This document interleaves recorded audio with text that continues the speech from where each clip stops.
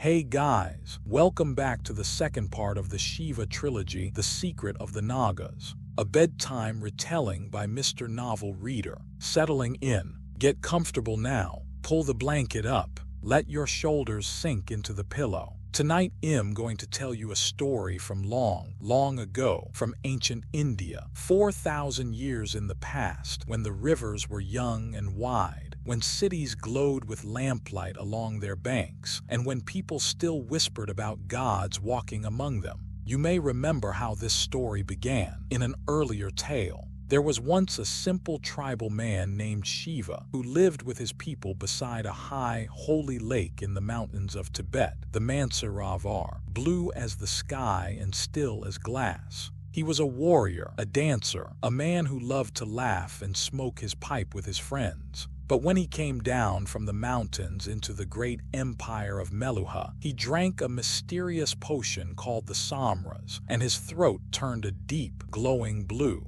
And the people fell to their knees, because an old prophecy said that a man with a blue throat, the Nilkanth, would come from beyond the mountains to save their land and to destroy evil. Shiva never asked to be a god. He doubted it, joked about it, shrugged at it. But he fell in love with a princess named Sati, brave, proud, gentle Sati, the daughter of Emperor Daksha of Meluha, and he married her. He fought a great war between the two peoples of India, the sun following Suryavanshis and the moon following Chandravanshis, only to learn, when the dust settled, that neither side was truly evil at all. Evil, he was told, was still waiting to be found.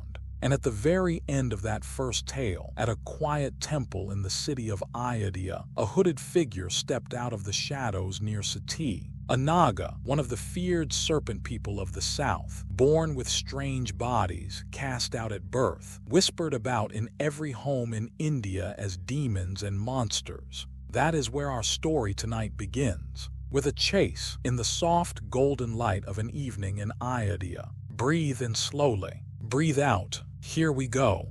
Part 1. The Stranger in the Hood. Shiva saw the hooded Naga near his wife, and his heart leapt into his throat. He shouted her name and ran, sword drawn, shield swinging onto his arm. But Sati was already chasing the stranger herself, fearless as always, sprinting into the trees beside the temple road. The Naga ran ahead of them like flowing water. He slipped between trees, over roots and rises, never stumbling, never slowing. Shiva threw a knife at him as he ran, and the Naga, without even turning his head to look, swung his shield behind him and knocked the knife away mid-flight. Shiva could hardly believe his eyes. Who was this man? They cornered him at last against a high wall at the bottom of the hill. The Naga turned and drew two swords, one long and gleaming, one short and strange, with twin blades mounted on a pivot. And then he fought the two of them at once, the greatest warriors of the age, and he was somehow their equal, more than their equal. When the short sword suddenly extended with a hidden lever, its poisoned edge nicked Shiva's shoulder, and the poison locked Shiva's body stiff. He fell, helpless, able only to watch. And here is the first strange, quiet thing in this story, the first hint that nothing is what it seems. The Naga had Sati at his mercy. His blade swept toward her, and at the very last moment he pulled the blow back. What could have been a killing strike became the smallest scratch. He struck her with his elbow instead, knocking her down without truly harming her. And then his eyes went wide behind his mask, for he had noticed from that tiny wound, from the way she guarded her belly, that Sati was carrying a child. Then he leapt the wall, an impossible jump, and was gone, riding away on a borrowed horse through the crowded streets, leaving Shiva burning with hatred and with unwilling awe. This was the man Shiva believed had murdered his dearest friend, Brahaspati, the chief scientist of Meluha, in the terrible explosion at Mount Mandar, the tormentor of his wife, the killer of his brother, as Shiva thought of him. Shiva made a vow to himself that day. He would hunt this Naga to the ends of the earth. But the Naga, riding into the dusk, was not laughing at his escape or gloating. He was thinking of the woman he had left behind on the ground.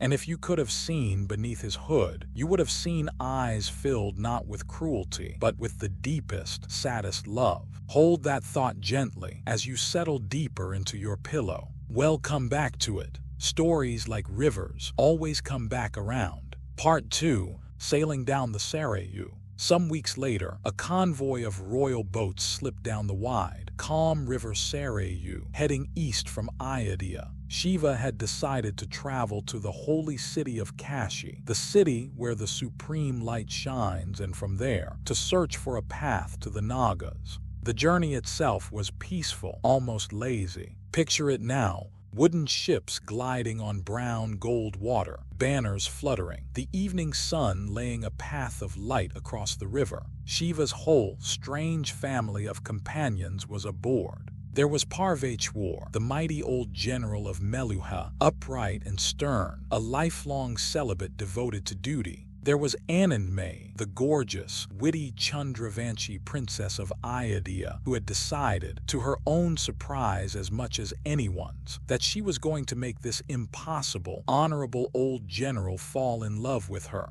Watching her tease him, and watching him blush and grumble and pretend not to notice, became the gentle comedy of the whole voyage. There was her brother Bajarath, a sharp and capable prince whose own father distrusted him. There was Ayurvadi, the greatest doctor in the land. There were Shiva's oldest friends, big, loyal Nandi and Veerbhadra, who had grown up with Shiva by the holy lake, now married to Sati's dear companion Kritika. And there was Sati, her belly slowly rounding with the child to come. One day the convoy stopped at a sacred spot on the riverbank, where, thousands of years before, the great Lord Ram had been taught secret arts by his guru. A priest performed a prayer ceremony for the travelers, a puja said to protect all who attended it from disease. Everyone closed their eyes as the Sanskrit verses rose and fell like slow waves. Everyone except Sati, who felt something she could not explain, a prickling at the back of her neck. The certainty that someone was watching her from far away, watching her with fierce hatred and boundless love and bottomless sadness, all tangled together. She opened her eyes and looked around, but saw only her companions at prayer and her husband peeking at her adoringly, blowing her a kiss like a naughty boy until she frowned him back into piety. She could not have known, though perhaps her heart knew, that when the last ship rounded the bend, a hooded figure walked out of the tree line to the abandoned prayer ground. It was the Naga. Behind him, at a respectful distance, waited the queen of the Nagas herself with 100 soldiers and her prime minister, who wondered why the great lord of the people, for that is what the Nagas' own folk called him, cared so much about one ordinary puja. The Naga knelt where Sati had knelt, and he had the priest perform the same ceremony again, in the fading light, on the same holy ground his mother's people had just left. He was following her. He had been following her all along. Not to harm her, just to be near. Sleepy yet? That's all right. Let the boats drift on without you for a moment. They'll wait. Part 3, The Lion-Faced God and the Question of Ways. The convoy stopped at Magad, a small, pretty town of leafy avenues where the Sarayu poured itself into the mighty Ganga. And there, in a magnificent white marble temple, Shiva met something wonderful and strange. The temple belonged to Lord Narsimha, a god of the deep past, carved 8 feet tall, with the mane, whiskers, and mighty face of a lion on the body of a man. Shiva gazed up at him and thought if this great being were alive today, people would call him a Naga, a deformed one, and fear him instead of worshipping him. Where was the consistency in that? Consistency is the virtue of mules, said a voice, answering the thought Shiva had never spoken aloud. Out from behind the pillars stepped a tiny, white-haired old priest, barely 5 feet tall, with mischief in his eyes. He was a Vasudev, one of a hidden tribe of philosopher priests who watched over India from behind the scenes, waiting through the centuries to guide each new Neelkanth.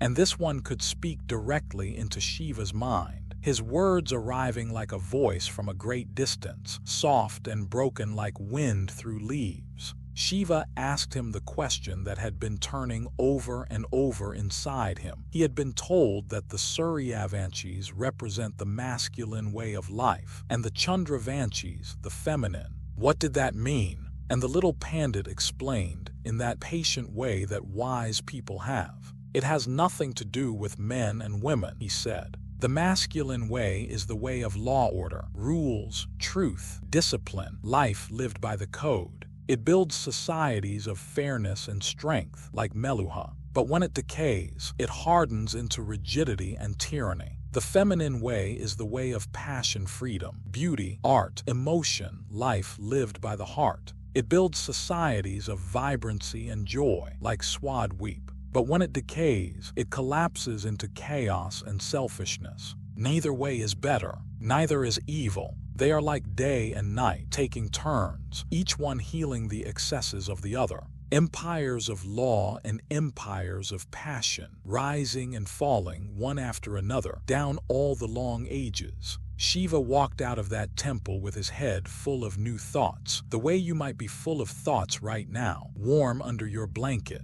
Don't worry about holding onto them. Wisdom, in this story, always comes back when it's needed. Meanwhile, in that same little city, darker currents were moving. The crown prince of Magad, Ugrayson, had just been found murdered in the forest, and near his body lay a single gold coin from the far-off land of Branga, the same kind of coin Shiva had once taken from the mysterious Naga. The dead prince's younger brother came to see Shiva quietly, without ceremony. His name was Surapadman, tall, dashing, dangerous, with an oiled mustache and clever eyes, a prince who ran his own private network of spies and missed nothing. He knelt and touched Shiva's feet. He showed him the Branga coin, and he made a soft-spoken promise. Whenever the Neelkanth finally rode to war against the Nagas, Surapadman of Magad wished to be called to his side to avenge his brother's blood. Shiva agreed.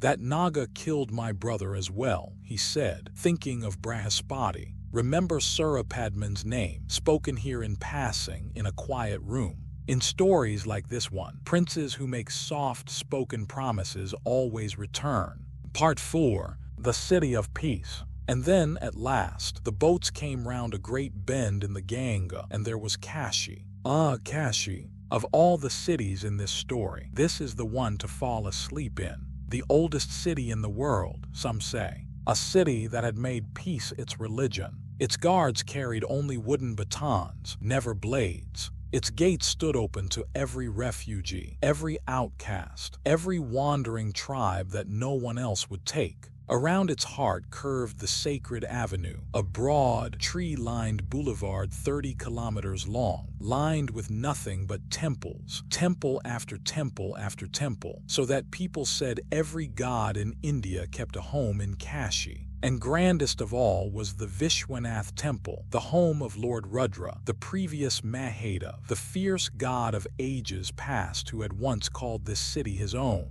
Shiva stood at his window in the palace, looked out over the temple spires and the great Mother River, and felt something he had not felt since leaving the mountains. He felt at home. The king of Kashi was a gentle, devout man named Adithigva, who tried very hard, the moment Shiva arrived, to hand him the entire kingdom, for the royal family of Kashi had sworn ages ago that they were merely caretakers, holding the throne for Lord Rudra's true successor. Shiva, horrified, refused the crown as politely as he could. These people are all mad, he thought fondly, well-intentioned but mad. Instead, he asked for two things. First, that he and Sati might stay in Kashi until their baby was born. And second, that he might meet the leader of the Brangas. Now, the Brangas. Here the story grows sad for a while, so let's go gently. The Brangas were refugees from the mysterious eastern kingdom of Branga, a land of rivers and gold at the far edge of India, sealed off from the world behind legendary gates.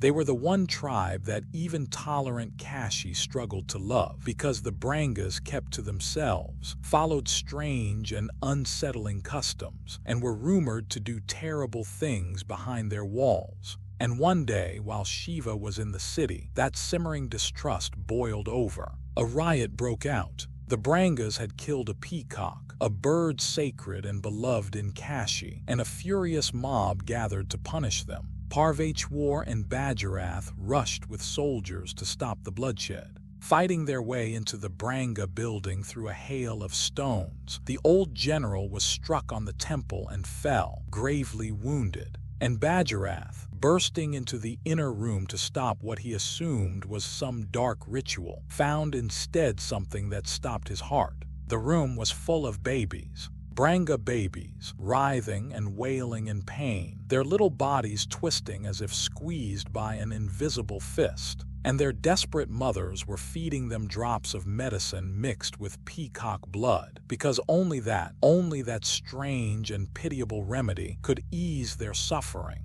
The moment a baby received the medicine, it quieted and slept. The Brangas were not monsters. They were parents. Their whole nation, it turned out, was gripped by a plague that tormented its children, and the only medicine that helped came from a secret source, far away, and had to be stabilized with the blood of that sacred bird. They had borne the world's hatred in silence rather than beg for a mercy no one would give. Bajarath lowered his sword, and everything anyone thought they knew about the sinister Brangas dissolved, the way shadows dissolve when you finally light a lamp. Parvachwar, meanwhile, lay dying. His injury was beyond any surgery, and so Ayurvadi, with Shiva's blessing, tried something never done before. She treated him with the samras, the drink of the gods, hoping its power to renew the body might heal what medicine could not. Through the long night, the old general hovered between worlds. Anand May refused to leave his bedside. The proud princess, who teased him mercilessly, sat holding his hand hour after hour, hollow-eyed, bargaining with every god on the sacred avenue. And the samras worked. Slowly, day by day, the mountain of a man came back to life. Even a mountain can fall, the healers murmured, but this one had risen again. When Parvachwar opened his eyes and saw Anand May asleep in the chair beside him, worn out from her vigil, something in his lifelong fortress of a heart quietly cracked open. He didn't say anything yet. Men like Parvachwar take a long time to say such things. But the crack was there, and love, like water, always finds the crack. Part 5. A child is born. The seasons turned. The Gangar rose and fell, and Sati's time drew near. Her father, Emperor Daksha of Meluha, came racing down the river to Kashi, so eager to see his grandchild that he practically ran off the ship. Protocol be hanged, calling out before head even bowed. Is it a boy? Even the Emperor of Swadweep, old Dilipa, arrived for the occasion. For a little while, the great and complicated politics of India shrank down to one bedroom in a palace, and one baby on the way, which is, if you think about it, how it should be. But the birth was hard, terribly hard. The baby was turned the wrong way, and Ayurvadi, the finest doctor in the world, came out of the birthing chamber with fear on her face. Sati's life and the child's hung by a thread. And then came the second quiet miracle of this story, another gift from an unexpected direction. Devotas, the leader of the Brangas in Kashi, the man Shiva had befriended when everyone else shunned his people, stepped forward with a small package of medicine. It was the secret medicine of his homeland, the very substance that kept Branga's children alive. Given to Sati, it steadied her, strengthened the baby, and carried them both safely through. And so, in the city of Lord Rudra, with the whole sacred avenue holding its breath, a boy was born. They named him Kartik, after the kind woman who had watched over Shiva when he first arrived in Meluha. He was a strong, lusty, loud little thing, and his grandfather Daksha wept over him like a fountain, declaring himself the happiest man in all of history. Only Sati's mother, Queen Virini, stood a little apart, watching her husband's joy with a strange, tight expression, as if his words about the family being purified and everything being all right once again had touched some old wound she was forbidden to name. Keep her in the corner of your eye, too. There in the doorway of the birthing room.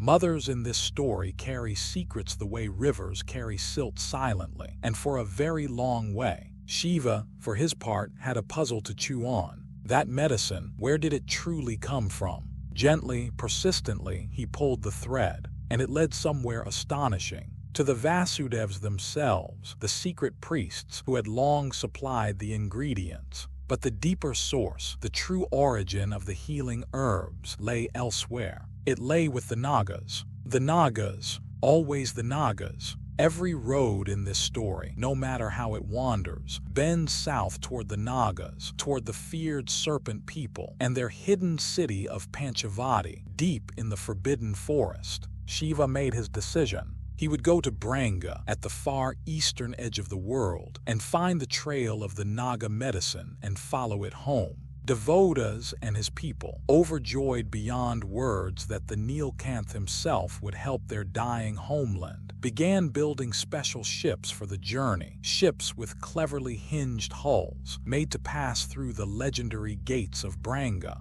But Sati would not be coming. Little Kartik was too small to travel, and someone had to remain. So there came a morning of goodbyes on the riverbank, of holding each other a heartbeat too long, and the ships slid out onto the great brown breast of the Ganga, and Kashi fell away behind them. Part 6. A Memory by the Holy Lake. On the long voyage east, Shiva dreamed, and one of his dreams reached all the way back to his boyhood, beside the holy lake in the mountains. Let me tell it to you the way it came to him, soft and far away, like all childhood memories. He was a little boy, sitting at the edge of the Mansarovar with his feet in the cold water, crying where no one could see, because crying was weakness among the Guna men. His uncle came and sat beside him, a fierce warrior with the calmest smile in the tribe. The boy was carrying a terrible weight. He had seen a woman being hurt, a helpless stranger, and he had run away. His mother had told him not to feel guilty. He was small. He was powerless. He could have changed nothing. Even the woman herself had not fought back.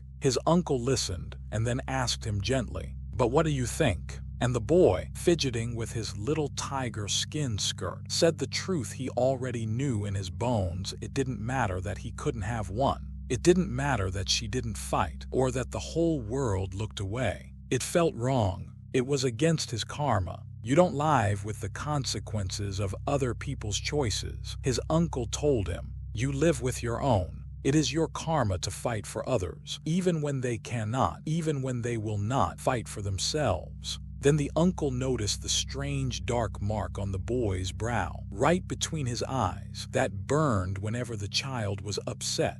And he did something mysterious. He took out a pouch of reddish-brown paste, a medicine he had carried for years, and applied it to the boy's brow and to his throat. His throat. He mixed the last of it with a drop of his own blood, whispering an oath to Lord Rudra, the blood oath of a tribe called the Vayuputras, and had the boy hold it under his tongue until it was absorbed. "Now you are ready," the uncle said. "Let fate choose the time." The boy didn't understand. The man he grew into didn't fully understand either. But you and I, drowsy and warm, can hold the pieces side by side, a medicine placed on the throat of a mountain boy, years before he ever drank the samras, and a prophecy about a man whose throat would turn blue. Somebody long ago had prepared Shiva for his destiny. Somebody had chosen him. Which means the legend of the Nilkanth was not only faith and miracle, it had human hands behind it and human plans, reaching back into the past like roots. That question, who prepared me and why, settled into Shiva's heart on that ship and never left him again. But it's a question for another night and another book. Let it float away downstream. Our ships are nearing Branga. Part 7. The Gates of Branga. Weeks of river travel brought the fleet to the frontier of Branga and to one of the wonders of the ancient world. Across the mighty river, where it entered Branga's territory, stretched the gates, colossal barriers spanning the water from bank to bank, bristling with machinery, making the entire kingdom a fortress that could only be entered by permission. No fleet could force them. No traveler could slip past them. The Brangas had sealed themselves away from a world that despised them. Shiva watched, astonished, as the gate crews hooked the special ships to enormous chains, and great accumulator engines and pulleys hauled the vessels through, one by one, like toys drawn across a bathtub by a careful child. Every Branga worker not needed at the machines knelt on the platforms as the Nilkanth passed, weeping, touching their foreheads to the ground. Their savior had come. After generations of sealed gates and dying children, someone had finally come. But Shiva's eyes were on one woman at the gatehouse, a mother named Uma, curled against a wall, sobbing, beyond comfort. Her child had died of the plague just a month before. 1 month. If the Nilkanth had come 1 month sooner. Shiva stared at her as the pulleys drew his ship away, tears standing in his own eyes, and whispered a promise to the holy lake of his childhood. I will fight this plague. Beyond the gates lay the land of Branga itself, and what a land it was. The great river shattered into 100 silver branches, spreading across the widest delta on earth, water and green as far as sight could reach. The soil was so rich, people joked that farmers merely flung their seeds and went back to sleep.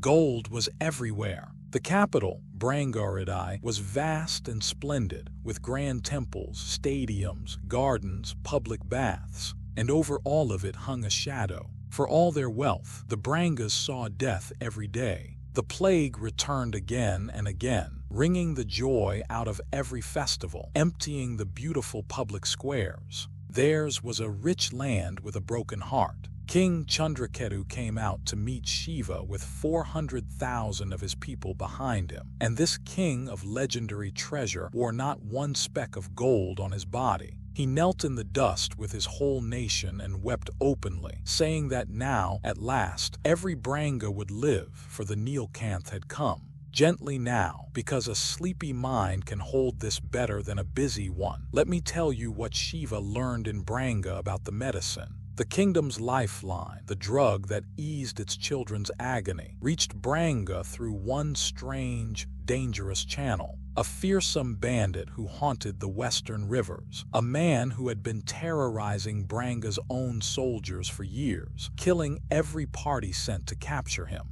His name was Parshuram. He alone knew where the medicine's secrets lay. And so, to save Branga, Shiva would have to sail into the wild mangrove country of the Madhumati River and capture the most dangerous outlaw in the east, alive. So the fleet divided. The Chandravanshi soldiers stayed to enjoy Brangaridai's grateful hospitality, and one ship with 500 disciplined Suryavanshis and Shiva, Parvachwar, Bajarath, Anandmayi, Ayurvadi, Devotas, Nandi, Veerbhadra, brave Drapaku and his blind old father Purvaka turned up the winding Madhumati into the beautiful forest. The Sundarban, they called it, dense green walls on either bank, dolphins stitching the water, a tiger drowsing in the reeds, and hidden eyes watching the ship from the leaves. We're being watched, Shiva murmured at the rail. I can feel it. He was right.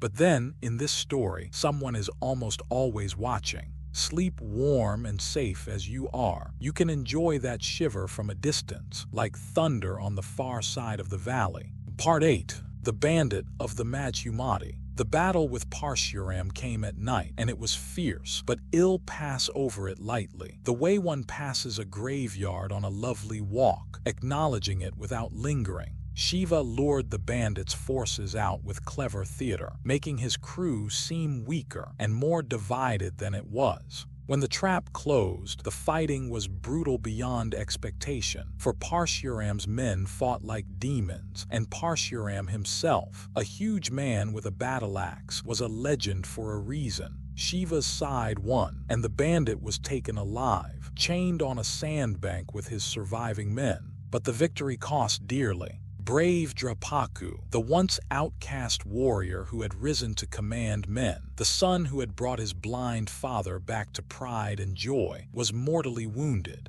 Shiva knelt beside him in the healer's tent and held his hand as he faded, and understood the question in his dying friend's eyes without a word being spoken.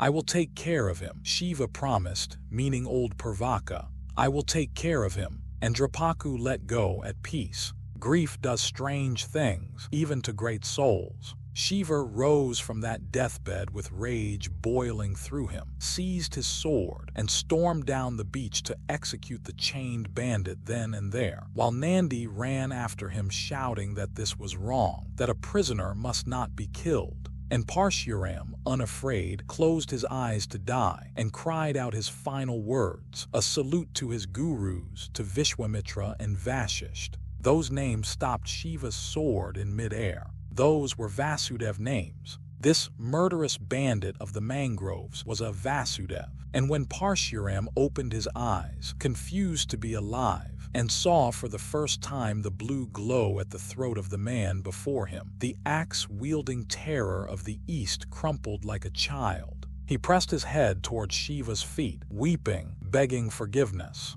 He had not known. He had never dreamed the Nilkanth himself had come for him. In the days that followed, the whole tangled truth of Parshuram's life came out, and it was the kind of story that teaches you not to judge anyone by the shape their life has taken. His father had been a gentle Vasudev Brahmin who broke his vows for love. His mother, a fierce, wonderful Kshatriya woman who defied her backward clan to marry him. Small-minded men had never forgiven that marriage. Through treachery and cruelty, a plot that tricked Parshuram through a terrible twist of duty and honor into an act against his own mother that haunted him beyond telling. And then the murder of his father, his family was destroyed. When he took his revenge on the guilty, the kingdom declared him an outlaw, and every hand turned against him. He fled to the forests. And the only soul in the world who had helped him, who found him bleeding half dead on the riverbank, nursed him, armed him, befriended him, was a Naga,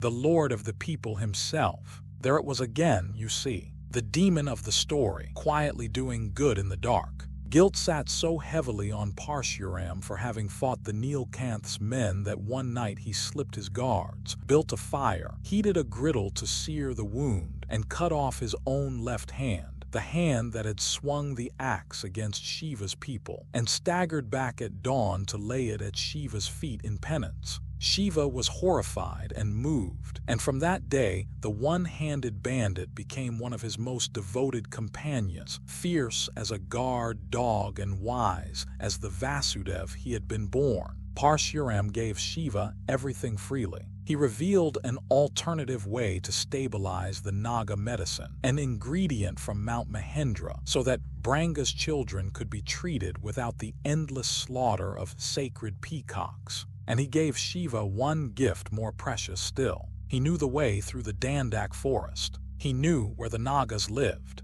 The road to Panchavati, the secret city, was open at last. But before Shiva could take it, he wanted only one thing: to go home to Kashi, to Sati and little Kartik. He stood at the ship's rail on the journey back, sharing a pipe with Veerbhadra, watching dolphins play, missing his wife. And oh, one more small, sweet thing happened on that river before we leave it. Parvachwar, at long last, having survived a riot, a broken skull, and a battle with bandits, discovered that the one thing he could not survive was being without Anandmayi. On the anchored ship where the Madhumati met the Branga, with a local pandit presiding and Shiva's laughing blessing upon them, the old celibate general of Meluha married the Chandravanshi princess who had chased him across half of India. Opposites joined, the masculine and the feminine, the sun and the moon, law and laughter, hand in hand under the wedding canopy, while the crews of two former enemy forces cheered together. Some knots, once tied, make the whole rope stronger. Rest a moment on that happy picture lamplight on the water, flower petals on the deck, an old soldier smiling like a boy. Because while all this was happening in the East, Sati was fighting for her life. Part 9. Sati and the Man-Eaters. Back in Kashi, while Shiva was far away, Sati had not been idle. Of course she hadn't, she was Sati. First there had been the mystery of the Eastern Palace. Across the Ganga from Kashi stood a royal palace on the eastern bank, and by ancient superstition, no one lived on that side of the river's bend. Yet King Adithigva visited it constantly, secretively, and Sati's sharp eyes from her high window, the tallest vantage in the city, spotted a hidden drain in its walls. Being Sati, she did the only reasonable thing. She swam the Ganga alone, filed through the rusted bars of the drain, and slipped into the silent palace like a shadow. What she found there was not a scandal and not a crime. In the courtyard, in the middle of a private festival of the Rakai, the ceremony where a sister ties a sacred thread on her brother's wrist, she saw the king of Kashi laughing with a woman the world was never allowed to see. The woman had one body but two heads, two hearts, two souls sharing one life. One sister gentle, who played the veena, one sister mischievous, who loved swordplay and pranks. Her name was Maya. She was a Naga. She was Adithigva's beloved sister, and rather than abandon her at birth, as the law and custom of every kingdom demanded of Naga children, his family had hidden her, cherished her, celebrated every festival with her, in a palace built to be her golden refuge. Sati revealed herself, and the terrified king begged her to keep his secret. And Sati, who had spent most of her own life as an outcast under Meluha's cruel Vikarma law, treated as a carrier of bad fate through no fault of her own, looked at this hidden, loved, laughing Naga woman and felt no horror at all, only kinship.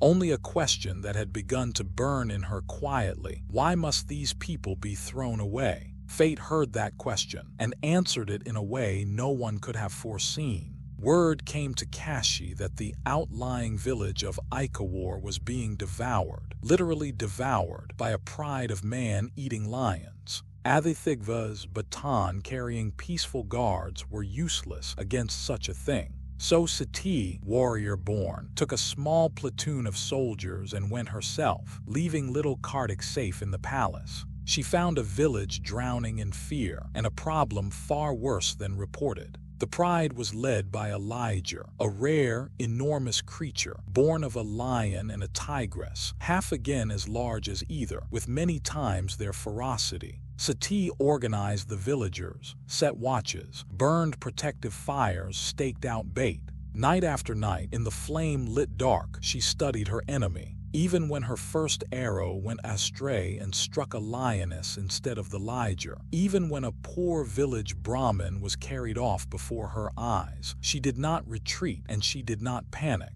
Then came the night the whole pride emerged from the tree line, and Sati, counting the shapes pouring out of the darkness, felt her heart turn cold. Not 7 animals, 30 lionesses behind a wounded, furious liger, against her handful of soldiers on a rooftop. The final battle at Ikawar was terrible, and I will give it to you softly, in broad strokes, like a storm heard through a closed window. The lions came in waves. Sati's little band fought with everything they had, and they were losing, being pulled down one by one, when out of the forest came help that no one had summoned and no one could believe. Nagas, a troop of Naga soldiers, led by 2 figures Sati would come to know very well, a queen with 2 extra arms folded at her shoulders, black-skinned, magnificent, terrifying in battle, and a huge, gentle-eyed warrior with the long nose and floppy ears that had earned him a hooded cloak all his life. The lord of the people,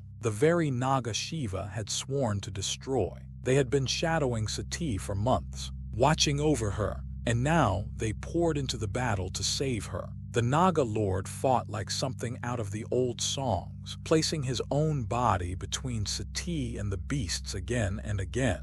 When the last lions fell, he was torn half to pieces, flesh ripped, bones showing, wounds that should have killed 3 men. As Sati knelt over this stranger who had bled himself nearly empty for her sake, the queen with the 4 arms stood over them both. And the truth came out at last, there in the trampled, smoking village square. Take a slow breath, and I'll tell you what Sati learned. It's the heart of the whole story. The Naga queen's name was Kali, and when Sati looked into her face, past the black skin, past the extra arms, she saw her own face looking back.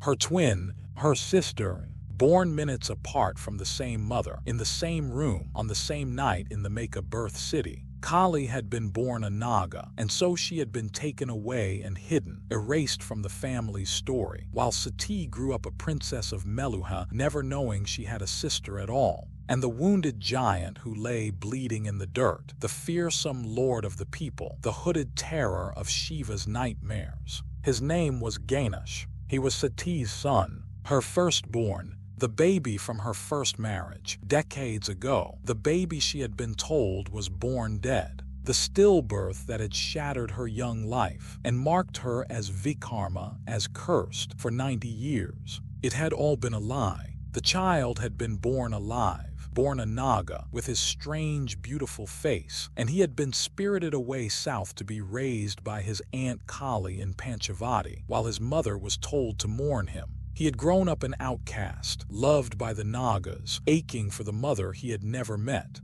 Every mystery of the story unfolded now like a flower in warm water. Why the hooded Naga had watched Sati across half of India with hatred and love and sadness all at once. Why he could never strike her, even to save himself. Why he had stayed behind to perform the same puja she had performed, kneeling where she had knelt. He was a son, starving for even the shadow of his mother. Sati gathered her broken, dying firstborn into her arms in the ashes of Ika War, and the 90-year-old wound in her heart tore open and began, at last, to truly heal. She brought him back to Kashi. She would not be parted from him again. Not ever, she swore. Not for anyone. Not even, as it would turn out, for Shiva. Part 10. The Rage of the Blue Lord. Now comes the hardest part of our story, the storm at its center. But every good bedtime story has one storm, and the trick is knowing that the calm is already waiting on the other side of it.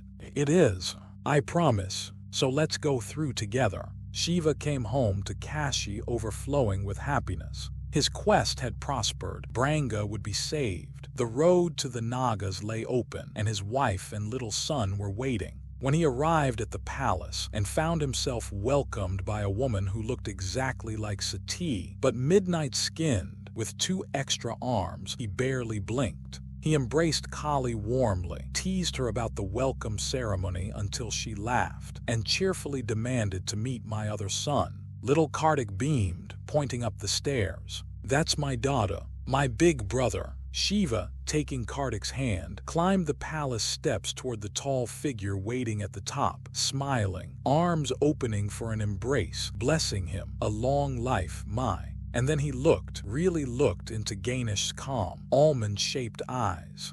And he knew him, the hooded Naga of the Brahma temple, the fugitive of Ayodhya. And, as Shiva believed with every fiber of his wounded heart, the killer of Brahaspati, whose frayed serpent-marked bracelet Shiva had carried since the ruins of Mount Mandar. He drew that bracelet from his pouch now and held it out in a shaking hand, and Ganesh took it in silence, offering no defense at all. When Kali sprang forward to explain, it was An. Ganesh silenced her with a gesture. He would not excuse himself. He simply bowed his head and waited for judgment. The judgment was terrible. Shiva's rage filled the palace like thunder. He banished Ganesh from his home and from the land, sparing his life only because he was Sati's son. And when Sati, weeping, said she could not live without her boy, Shiva said the words that broke everything. "Then live without me." Ganesh drew his own knife and offered his life, begging the Mahadev to punish him and not his mother. Shiva turned and walked away instead, and the happiest home in Kashi fell silent, split down the middle. Sati and her sons in one wing, the Neelkanth alone in another, love and grief pacing the corridors between them like caged animals. Kali raged at Shiva's stubbornness. Ganesh, ever the quiet one, planned only to slip away to Panchavati so his mother could have her husband back. He knew the truth about Mount Mandar, the whole truth, which could not yet be spoken, and he chose to carry the blame in silence rather than reveal a secret before its time. But before he could leave, fate intervened one more time with claws. Little Kartik was playing in a walled park with Kritika and his guards when three great cats, survivors of the Ika War pride, the vengeful liger among them, having tracked their enemies across the land, came over the wall. The guards fell, and the only warrior close enough to hear the silence fall over the park was Ganesh, resting his still healing leg nearby. He did not hesitate for one heartbeat. He sent a fleeing soldier running for the Mahadev, leapt the fence alone, cut his way to Kartik's side, and made his stand at an old banyan tree, tucking his little brother safely into the hollow of its trunk and tying the hanging roots across the opening, then placing his own huge body in front of it. What followed, I'll spare you in its details. Know only this: Ganesh held the doorway. Against the liger and the lionesses, wounded again and again, his leg, his arm, his face, his chest, he refused to fall sideways, refused to fall at all, and when he could no longer stand, he sat with his back against the tree, still covering the hollow, still between the claws and his brother. Kritika fought like a lioness herself and brought one beast down at the cost of a torn shoulder. And just as the darkness began pulling Ganesh under, the war cry every foe in India had learned to dread rolled across the park, Har Har Mahadev. And 50 Suryavanshis came over the walls like a wave, with Shiva and Sati at their head. The last thing Ganesh did before his eyes closed was smile up at the blue-throated man rushing toward him and whisper, "Don't worry, Baba. Your son is safe. He is hidden behind me." Baba, father, that is what he called the man who had banished him, with what he fully believed was his final breath. Ganesh did not die. For 60 days he drifted in and out of the dark while Ayurvati worked her miracles, and monsoon rain whispered on the windows, and Sati kept vigil at his bedside. And more than once, half dreaming, Ganesh felt strong, careful hands changing his dressings and applying his ointments with unbearable tenderness, and opened his eyes just enough to see a blue glow at the throat of his nurse before the man rose without a word and left the room. Shiva could not forgive, not yet, but he could not hate either. Night after night he came, when he thought no one would know, and tended with his own hands the wounds of the son who had saved his son. And little Kartik, 3 years old and changed forever by that day in the park, took up 2 steel swords and began training like a demon under Parvachwar, and told his recovering brother, with steel in his baby eyes, "You will never again fight alone, Dada. Never." The storm was not over. But do you feel it? Through the crack in the general's heart, through the crack in the Neelkanths, the light was already coming in. Part 11. The Make a Mystery. There remained the question that would not let Shiva sleep, and since we are being honest with each other here in the dark, it may be the saddest question in the whole book. How does a living baby become a recorded stillbirth? How does a twin sister simply vanish from a family's memory? Babies do not disappear by accident. Records do not lie by themselves. Someone had done this, someone with power. Shiva feared he knew who. And then, as if summoned by the thought, Emperor Daksha himself arrived in Kashi, unannounced, without protocol, in a rush of grandfatherly eagerness to see Sati and little Kartik. He had no idea Kali and Ganesh were in the city, and Shiva, grim and quiet, arranged a reception the emperor would never forget. An almost empty throne room, and then, at the crucial moment, the 2 Nagas walked in. The daughter Daksha had hidden, and the grandson he had buried on paper, brought face to face with him before he could compose a single lie. Shiva watched the emperor's face, and the emperor's face told him everything. Guilt, panic, and then something worse. Entitled Sputtering Fury, rage at being confronted rather than shame at what had done. The scene spiraled terribly. In the chaos, Daksha's hot-headed officer Vidyunmali actually drew his sword against the Neelkanth himself, an unthinkable act, and it was Ganesh, limping, barely healed, who moved to shield Shiva. The visit ended with Daksha and Virini departing for Meluha in disgrace, and with truths lying shattered all over the throne room floor for Sati to pick up, one jagged piece at a time. Here is what the pieces showed, told plainly and gently, because some things hurt less when spoken simply. When Kali was born deformed, Daksha hid her away rather than let a Naga birth stain his ambitions, breaking his own wife's heart. Years later, when young Sati's firstborn arrived a Naga, Daksha lied to his daughter, told her the child was stillborn, and sent the living baby south into secrecy. And her first husband, gentle Shandandwaj, who knew the truth. He did not die by chance, as Sati had believed all her life. The emperor had ordered him killed to bury the secret. Layer upon layer of lies, spanning nearly a century. Also one small, weak, doting man could keep his throne and his pride. And Sati and Virini and Kali and Ganesh had each paid for it with a lifetime of quiet grief. Sati's love for her father did not survive that day. But something else happened in its place, something warmer. Shiva, holding his weeping wife on their balcony above the lamplit sacred avenue, made his own peace with what mattered. No matter how hard I try, he told her softly, I cannot hate a part of your soul.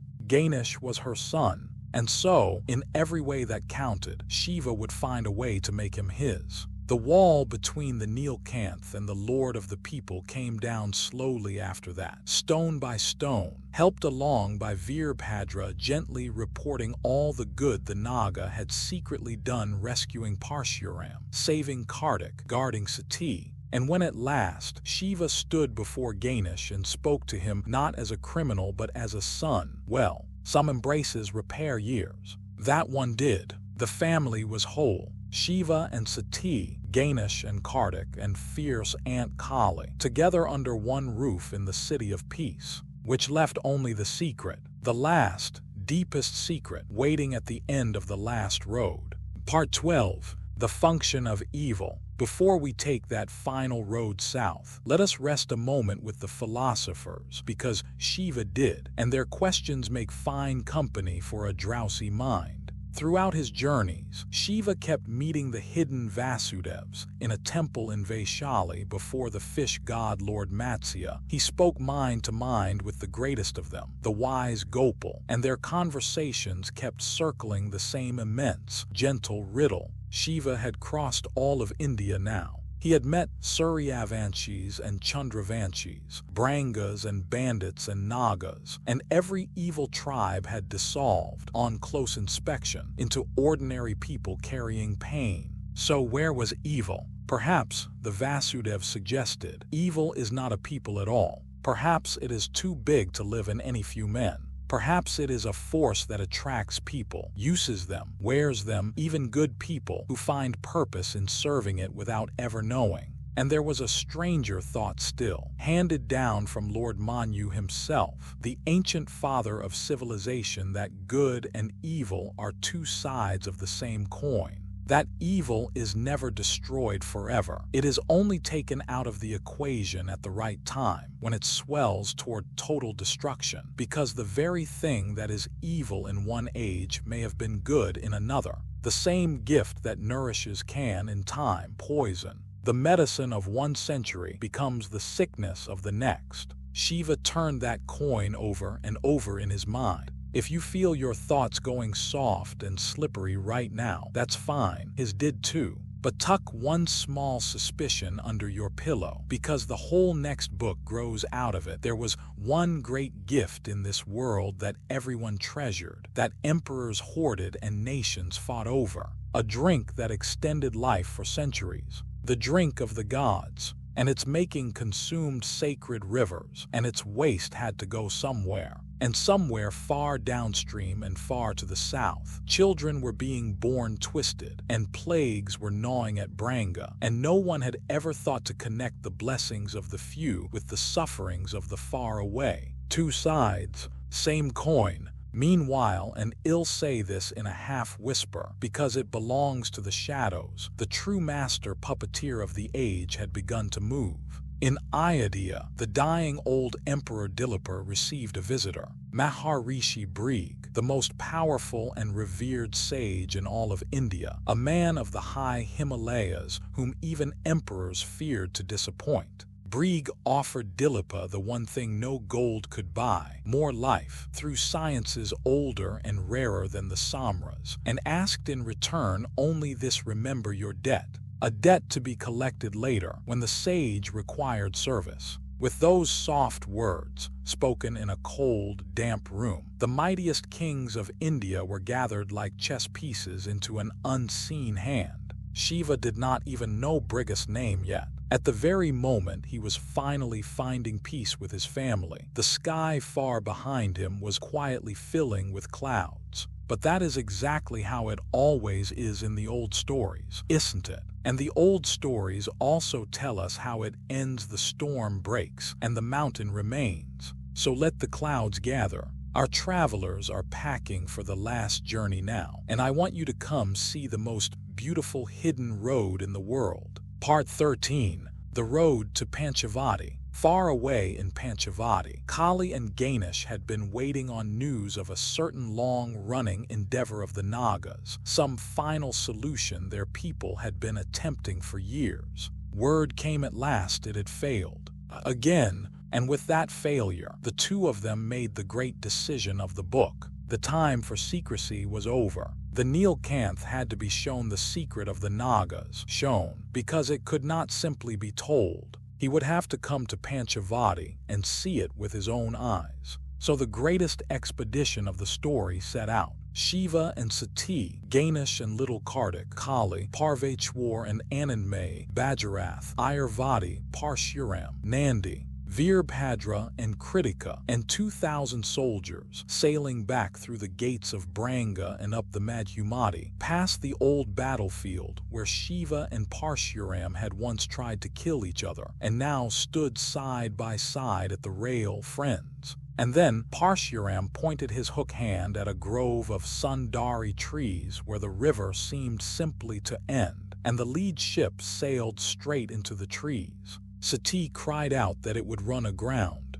Instead, the trees moved aside. They were floating trees, rooted only in water, a living curtain the Nagas had grown across the mouth of a hidden lagoon, a secret harbor, canopied in green, large enough to swallow 10 tall ships whole. In the leaf-filtered dusk of that lagoon, with birds calling overhead, the ships were tied off and hidden, and the journey continued on foot. Ahead lay the Dandakaranya, the great forbidden forest of the south, stretching from sea to sea, so dense the sun barely cracked through, full of beauty and menace in equal measure. Kali climbed the mast and told the assembled soldiers the plain truth. The terrifying rumors were all accurate, and anyone who strayed from the path would learn it personally. Then she promised that everyone who obeyed would reach Panchavati alive. 9 months of walking, she said. 9 months through the deep green world. And those months, for all their dangers, held some of the sweetest scenes in the book. Every evening the whole company, kings, generals, princesses, an ex-bandit, 2 little boys and their parents, sat together around one enormous shared plate stitched from banana leaves, eating with their hands from the same food as the Naga custom of goddess Annapurna required.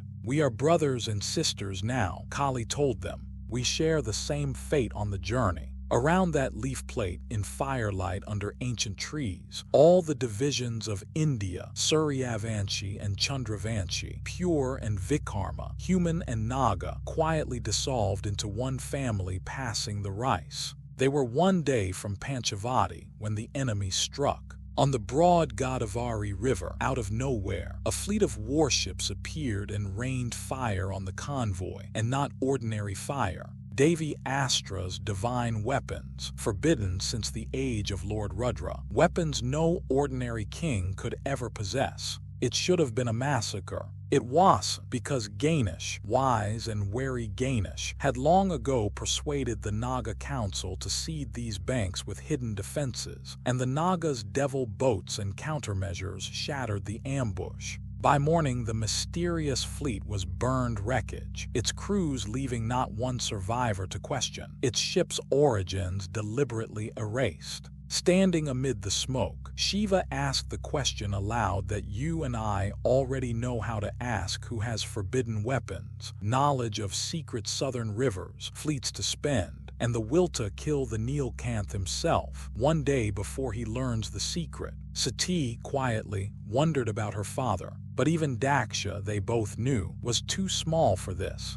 Somewhere behind him stood a master puppeteer. Somewhere in a cold room, a debt was being collected. And so, bloodied and unbowed, the convoy marched the last miles up the Godavari, and Panchavati opened before them, the land of the 5 banyan trees, where Lord Ram himself once rested in exile. And it was nothing like the demon nest of legend. It was, perhaps, the most decent city in all of India, clean and green behind strong walls, laid out in perfect Meluhan order, inscribed above its gates with its founding creed: Satyam, Sundaram, truth, beauty. Every single house identical, the queens no grander than the gatekeepers. Naga children who cannot be born to Naga parents, adopted and adored by childless Naga couples after being abandoned in the north, and walking freely among them, unafraid, whole-bodied mothers and fathers who had refused to abandon their Naga babies and had given up the world to keep them.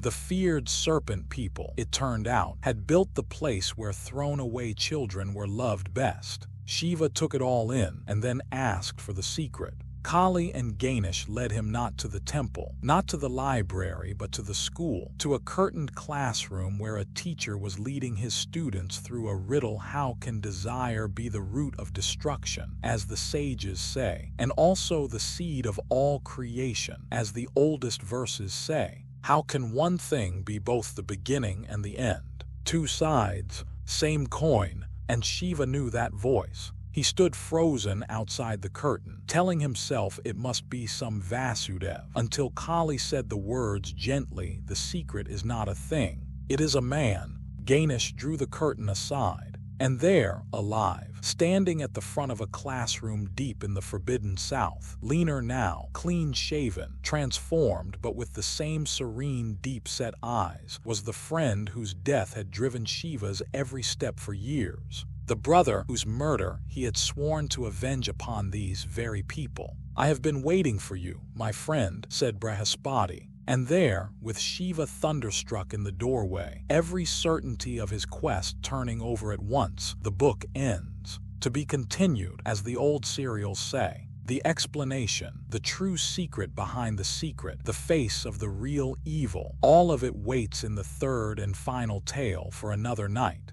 Drifting off. So let it rest there, all of it, like ships tied up safe in a hidden lagoon. Somewhere in the deep green south, a family that was broken for 90 years sleeps whole under one roof. A mother and her 2 sons, a father who learned that love is larger than grief, an ant with 4 arms and a lion's heart. An old general sleeps beside the princess who wouldn't give up on him. A one-handed bandit sleeps peacefully for the first time in decades. And 2 friends who thought they'd lost each other forever have a long conversation waiting for the morning. The lamps along the sacred avenue of Kashi are burning low. The Ganga is moving in the dark, patient and wide, carrying everything toward the sea the way sleep is carrying you now. The mysteries will keep. Mysteries always keep. And if this story leaves you with one thought to dream on, let it be the one Shiva learned on every river and every road: that the demons of our stories are so often just people we haven't listened to yet, and that the ones the world throws away may be the very ones holding it together. Close your eyes now. The boats will sail on without us. Good night. Sleep well. See you next week with the last part of the trilogy, The Oath of the Vayuputras. Till then, like, share, subscribe, and comment for your special request you want to hear.